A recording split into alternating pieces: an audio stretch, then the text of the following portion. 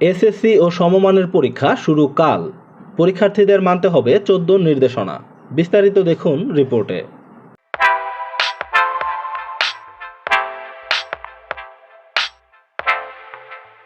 চলতি বছরের মাধ্যমিক স্কুল সার্টিফিকেট অর্থাৎ এসএসসি ও সমমানের পরীক্ষা আগামীকাল বৃহস্পতিবার থেকে শুরু হচ্ছে। পরীক্ষা চলবে ১৩ মে পর্যন্ত। প্রতিদিন সকাল ১০টা থেকে দুপুর ১টা পর্যন্ত তত্ত্বীয় পরীক্ষা অনুষ্ঠিত হবে। ব্যবহারিক পরীক্ষা হবে ১৫ মে থেকে ২২ মে পর্যন্ত।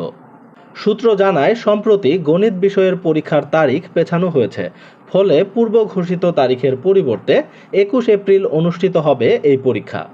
এ অনুযায়ী নতুন সময়সূচিও প্রকাশ করা হয়েছে। এবারের এসএসসি পরীক্ষায় অংশ নিচ্ছে ১৯,২৮,০০০ শিক্ষার্থী।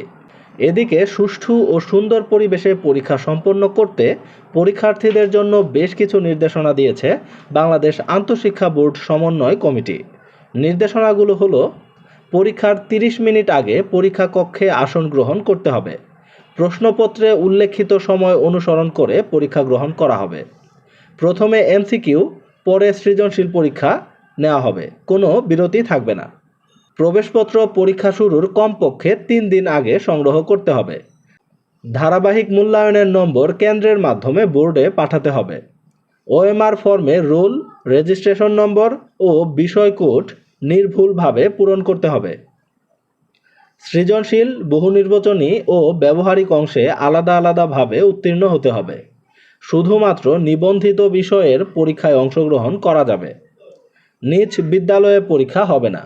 আসন বিন্যাসে স্থানান্তরের ব্যবস্থা থাকবে। সাধারণ সায়েন্টিফিক ক্যালকুলেটর ব্যবহার করা যাবে। কেন্দ্র সচিব ছাড়া কেউ মোবাইল ফোন আনতে পারবেন না।